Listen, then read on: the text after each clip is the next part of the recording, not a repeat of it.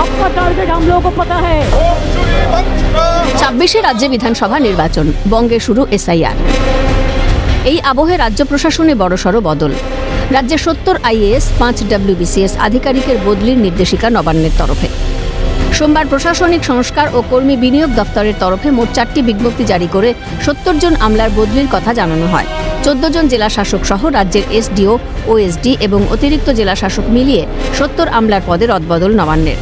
যে বিজ্ঞপ্তি নবান্নের তরফে জারি করা হয়েছে সেখানে 24 জন এডিএম ও 15 জন এসডিও আর 10 জন এএসডিও রয়েছেন। সূত্রের খবর, বদলি হয়েছে উত্তর 24 পরগনা, দক্ষিণ 24 পরগনা, কোচবিহার, মুর্শিদাবাদ, পুরুলিয়ার মতো একাধিক জেলার জেলা শাসকের। নবান্ন সূত্রে খবর, এই বদলি নির্ধারিতই ছিল, শুধুমাত্র উৎসবের কারণে তা কার্যকর করা হয়নি। কলকাতা পুরসভার কমিশনার ধবল জৈনকে পাঠানো হলো বীরভূম জেলার জেলা শাসকের দায়িত্বে। বদলে দক্ষিণ 24 পরগনা জেলার জেলা শাসক সুমিত গুপ্তকে আনা হলো কলকাতা পুরসভার কমিশনারের দায়িত্বে।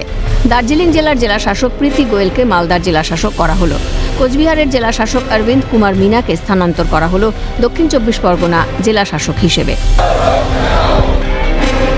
একদিকে আসন্ন নির্বাচন ঘিরে এসআইআর আবহে এই বদল ঘিরে শোরগোল রাজনীতিতে। এটা পূর্ব পরিকল্পিত খেলা। পেটোয়া আমলাদের বসাচ্ছেন যাতে স্বচ্ছ ভোটার তালিকা তৈরি করা না যায়। প্রতিক্রিয়া কংগ্রেসের মুখপাত্র সুমন রায়চৌধুরীর।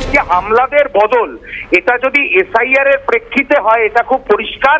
উনি খুব ইম্পর্টেন্ট জায়গাগুলোতে ওনার যারা পেটোয়া আমলা আছে তাদের উনি বসাতে চাইছেন যাতে কোনোভাবেই স্বচ্ছ ভোটার তালিকা তৈরি করা না যায়। এটা মমতা বন্দ্যোপাধ্যায়ের একটা প্রি প্ল্যান্ড গেম। এর আমরা তীব্র বিরোধিতা করি। সংগঠিত কাজ করতে চান না এরা, একটা প্রশাসনিক দ্বন্দ্বের মধ্যে যাওয়ার চেষ্টা। কাজের কাজ কিছুই হচ্ছে না বলে কটাক্ষ সিপিএম নেতা বিকাশ রঞ্জন ভট্টাচার্যর। কেউই সংগঠিতভাবে কোনো কাজ করতে চান না। পারস্পরিক একটা প্রশাসনিক দ্বন্দ্ব এবং প্রতিযোগিতার মধ্য দিয়ে যাওয়ার চেষ্টা করছেন।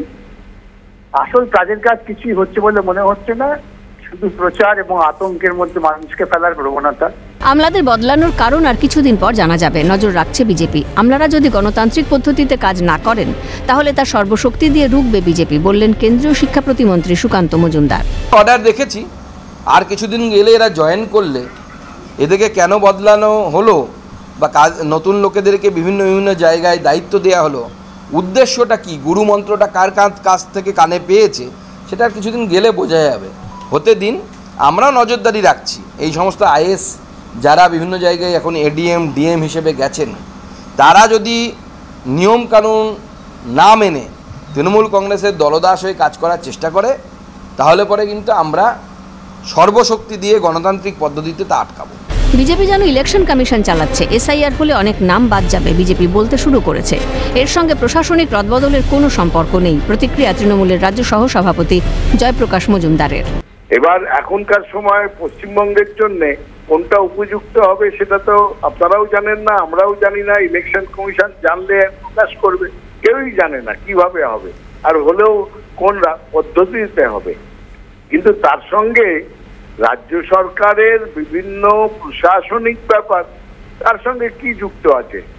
বিজেপি অনেক কথাই বলে দিচ্ছে, এসআইআর হলে 3 কোটি লোকের নাম বাদ যাবে, আমরা ট্যাং করে জিতবো, সব বাঙালি যারা বর্ডার এরিয়ায় সবাইকে হিন্দু হোক মুসলিম হোক নাম বাদ দিয়ে দেবো। এইসব তো বিজেপি অনেক কথাই বলছে, যেন তারাই ইলেকশন কমিশন চালাচ্ছে। কিন্তু তার সঙ্গে তো রাজ্যের প্রশাসনিক যে ব্যবস্থা তার কি যোগাযোগ আছে? আসন্ন ভোট আবহে চড়ছে পারদ। তবে ভোটের আগে প্রশাসনের নিরপেক্ষতা বজায় রাখতেই এই পদক্ষেপ বলে মত বিশেষজ্ঞ মহলের। রাজা সাহা ও খালিদ জামালের রিপোর্ট, ক্যালকাটা নিউজ।